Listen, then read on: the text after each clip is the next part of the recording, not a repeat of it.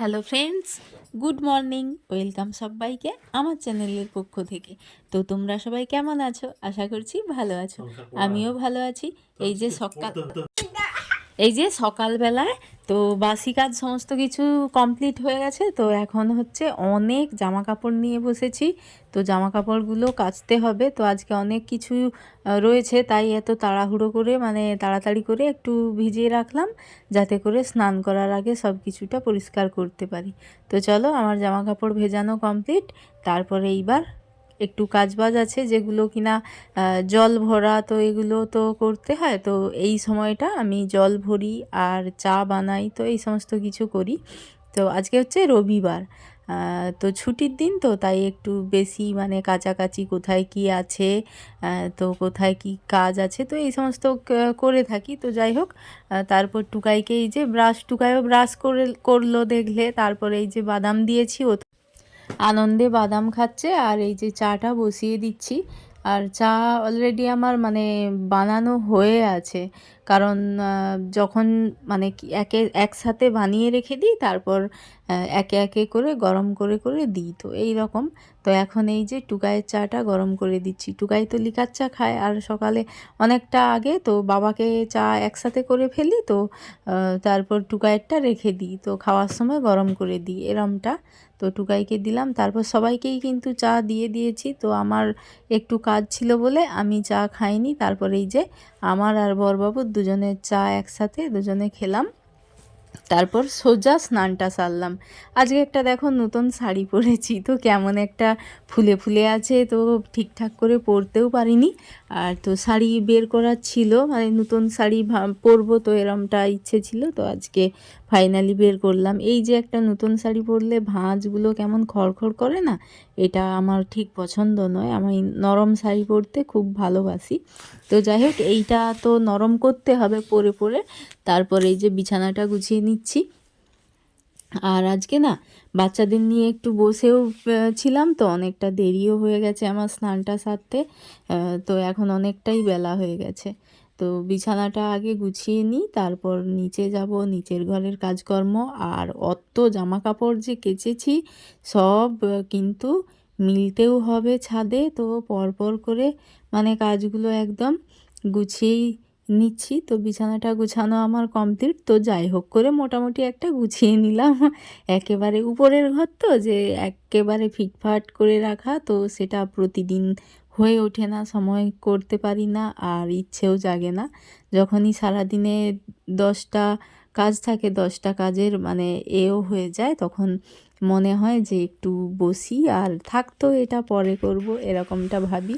তো এই যে আমারই 3টে শাড়ি, তারপরে সমস্ত রকমের বেড কভার, সব কিছুই রোদে দিয়ে দিয়েছি। আর এই যে দেখো বড়ি, তো আগের দিনকে এই বড়িগুলো কিন্তু কাকুদের ঘরে বড়ি দিয়েছিলাম। তো কাকু বলেছিল যে বৌমা, আমাদের কিন্তু বড়ি দিতে হবে তোমাকে, বড়ি দিয়ে দেবে। তো এইগুলো কালকে দিয়েছি। তো ব্লগ করা হয়নি, কারণটা অনেক আমার ব্লগ জমে গেছিলো, সেই কারণে আমি আর ব্লগ করিনি।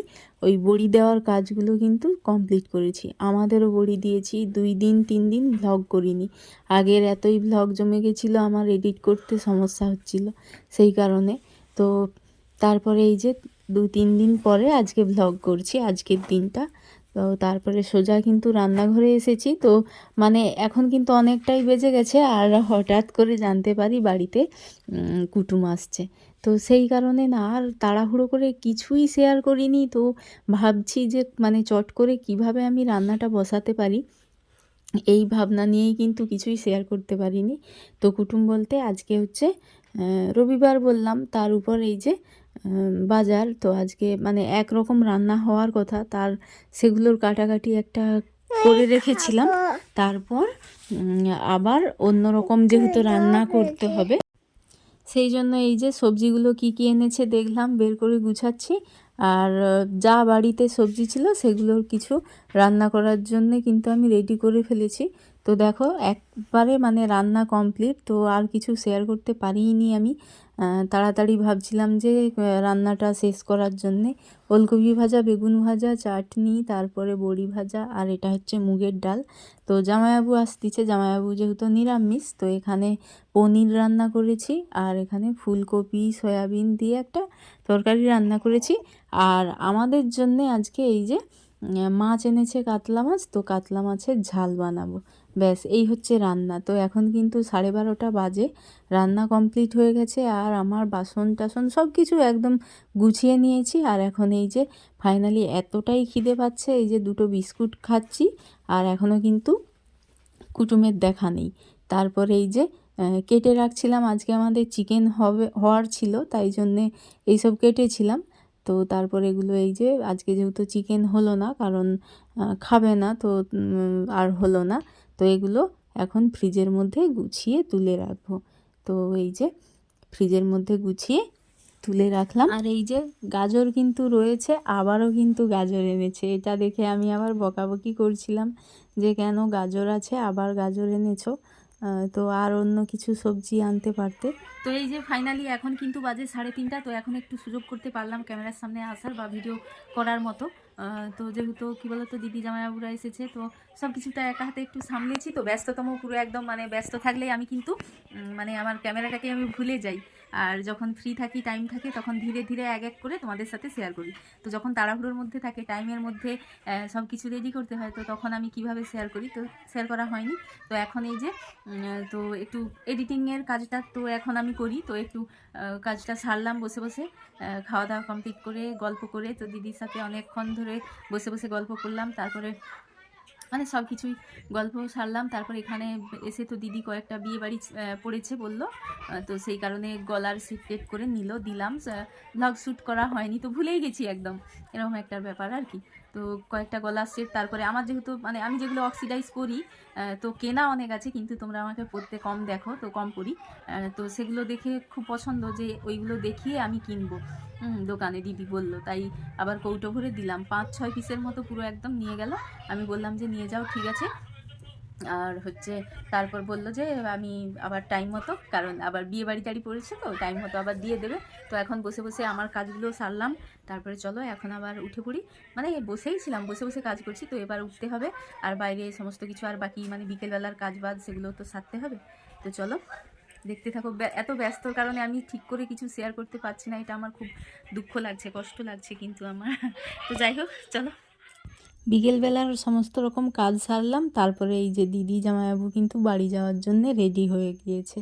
তো বলছি যে আবার এসো, এরম করে একটু কথা হলো অনেক রকম, তারপর ওরা রেডি হয়ে গেছে, তো বাড়ি যাবে। তারপর আবার আমার কিন্তু সন্ধে টন্ধে দেওয়া সমস্ত রকমের কাজ বাজ করেছি, তো সেগুলো আর শেয়ার করা হয়নি। আর বিকেলবেলাটায় একটু আজকে ঘুরেছি, কি বলো তো রবিবার, তো বাচ্চাদের নিয়ে একটু বেরিয়েছি, একটু ঘুরে সময় কাটিয়েছি, একটু গল্প করেছি এরম করে। তারপর সন্ধেবেলায় এখন এই যে চা বানাচ্ছি, চা আর তনভি খাবে কফি। তো কফির পাতা কেনা হয়, তো পাতা আর দেখছি শেষ হয়ে গেছে, অল্প একটুখানি ছিল, ওটা দিয়ে ওকে করে দিলাম, তো ওর পছন্দ হয়নি, ও বলল যে আমাকে যেইটুকু আছে ওটা দিয়েই করে দাও। তো যাই হোক, চা আর কফি ওদেরকে দিলাম সবাইকে। তো তারপরে এই যে হঠাৎ করে ভাবলাম কি, এই যে চিড়েগুলো তো টুকাইয়ের জন্য কিনে আনা হয়েছিল, কিন্তু টুকাই খায়নি। তো হঠাৎ করে বুদ্ধি বেরালো মাথা দিয়ে, তো এই যে হঠাৎ করে এই সঙ্গে সঙ্গে এসেই কিন্তু চিড়েগুলো এখন ভাজার জন্য রেডি করছি। আগে দেখে নিচ্ছি যে চিড়েগুলোতে কোনো নোংরা আছে কি না, তারপর একদম কড়াই বসিয়ে দিয়েছি। ওই কড়াইতে একটু লবণ দিয়ে এমনি নেড়ে নেড়ে কিন্তু ভেজে ফেললেই হয়ে যায়। এটা কিন্তু ভাজা খেতে খুবই ভালো লাগে, যেমনই প্যাকেট চিড়ে ভাজা কিনতে পাওয়া যায় পুরো তেমনই লাগে, কিন্তু এটা তবে বাড়ির কিন্তু একটা আলাদা ব্যাপার থাকে। তো যাই হোক, কেমন করে ভাজছি দেখো। তো এই যে লবণ দিয়ে দিলাম একটু, আর হালকা গ্যাসের ফ্লেমটা হালকা রেখেছি, রেখে একটু নেড়ে নেড়ে দেখতে হবে। তো একটু শক্ত কুড়কুড়ে মতো হয়ে গেলে কিন্তু তারপরে একটু লাল লাল হবে, ব্যাস চিড়ে ভাজা কিন্তু রেডি হয়ে যাবে। আমি এই যে হাত দিয়ে ভেঙে ভেঙে দেখছি মচমচে হয়েছে কিনা, মচমচে হয়ে গেলেই কিন্তু তারপরে একটু লাল লাল ভাব ধরে গেলেই ভাজা রেডি, দেখেই বোঝা যাবে। তো এই যে আমার কিন্তু চিড়ে ভাজা কমপ্লিট, আর এই যে সবাইকে দেবো এখন। চা খাওয়া বলতে গেলে শেষ হয়ে গেছে, তো আমার এটা ভাজা করতে করতে এই যে তো দিয়ে দিলাম সবাইকে। চিড়ে ভাজা এখন খাক, সন্ধেবেলায় হালকা টিফিন হয়ে গেল। তারপর দিদিরা যে মিষ্টি টিষ্টি এনেছে, তো ওগুলো না খোলাই হয়নি, দেখাই হয়নি। তারপরে মা বলল যে না খেয়েছে, তো তারপর আবার বাকি এই যে ছিল আমাদের জন্য নিয়ে আসলাম। তো এখন সন্ধেবেলায় এই হালকা টিফিন সবাই করব। তারপর আবার বাচ্চাদের পড়াশোনা এই সমস্ত কিছু রয়েছে। আজকে আবার রাতে কি বানাবো সেটাই খুঁজে পাচ্ছিলাম না, জিজ্ঞেস করছিলাম যে কি খাবে বলো, ভাত খাবে না মুড়ি খাবে, কি খাবে? তো বলল যে বেগুন ভাজা করো আর মুড়ি খাবো সবাই। তো সেই মতো করে এই যে বেগুনগুলো চাকা চাকা করে কেটে নিয়েছি। এই বড় বেগুনগুলো কিন্তু চাকা চাকা করে ভাজা খেতে খুব ভালো লাগে। তাই এই যে বেগুন ভাজা করলাম আর 3টে লঙ্কা ভাজলাম, ওটা আমি খাবো বেগুনের সাথে লঙ্কা দিয়ে, তাই করেছি। তো এই যে টুকাই কেমন করছে, তো টুকা এইবার এখন আর কোনো কাজ নেই, তো রান্নাবান্না কিন্তু সব কিছুই রেডি করে নিয়েছি। তো এখন এই যে পড়াশোনা, তো ওরা এই যে তন্বী তো আগের থেকেই বসেছিল ও দিদুনের কাছে, তারপরে এই যে আমি বসলাম এখানে। তো একটু পড়াশুনো হবে, তারপর রাত্রে আবার খাওয়া দাওয়া সব কিছুই আছে। তো চলো আজকের ভিডিওটা এই পর্যন্ত। গুড নাইট, টাটা সবাইকে, আবার দেখা হচ্ছে নেক্সট ব্লগে।